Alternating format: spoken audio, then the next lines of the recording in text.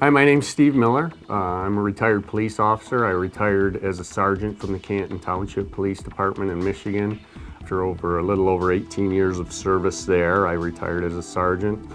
Prior to that, I worked for the city of Milan as a patrolman for a couple of years. I've seen this issue on both sides as a law enforcement officer and now as an advocate for legalization. And I'm here today to debunk the myths and lies that the opposition to this proposal are out there using as scare tactics to try and get people to vote no against this proposal, which is good, sound regulation of marijuana legalization. So myth number one is that there are more traffic fatalities after legalization due to more impaired driving. This is false. The truth is that states with legalized cannabis do not experience an increase in traffic fatalities. This was studied by the University of Texas Medical School in 2017, which proved that marijuana does not significantly impair a person's ability to drive. I've arrested plenty of people for driving under the influence of alcohol, but I have never, in over 20 years of police work, arrested somebody for driving under the influence of marijuana alone. Never happened. Myth number two, marijuana legalization leads to higher use amongst children. Again, this is false. The national average of youth marijuana use is 20%. In Colorado, the first state to have legalized recreational use of marijuana, the youth average of marijuana use is 19%. So just slightly below the national average. In other states where they have legalized, they've found is consistent with this statistic. They're either right there with the national average or below.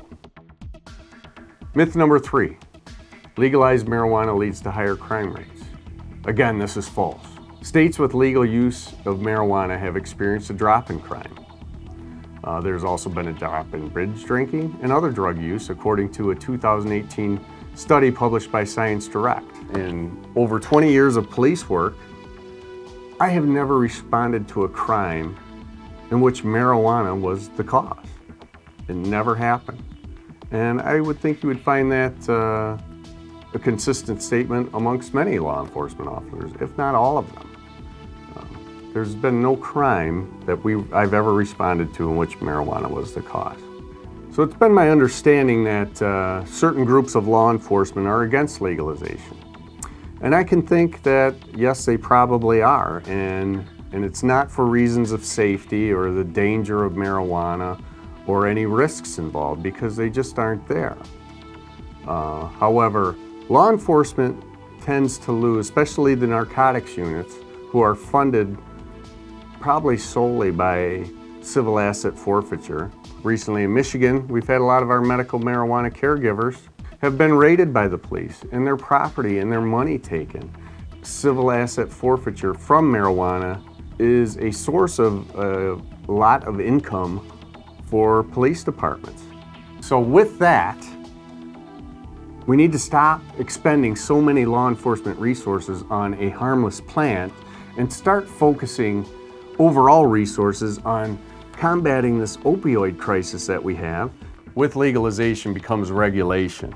And to go into a provisioning center which sells marijuana will require an ID to prove that you're 21 years of age or older to get into the marijuana provisioning center to purchase marijuana. Right now, marijuana is on the black market, and black market drug dealers do not ask kids for ID. Whereas in the regulated market, it will be regulated to the point where you have to show ID to get into the provisioning center. Therefore, there will be less accessibility for kids to obtain marijuana after legalization. Don't believe the scare tactics that are out there that you'll be hearing from the opposition. Marijuana legalization is good on many levels. So please vote yes on Proposal 1.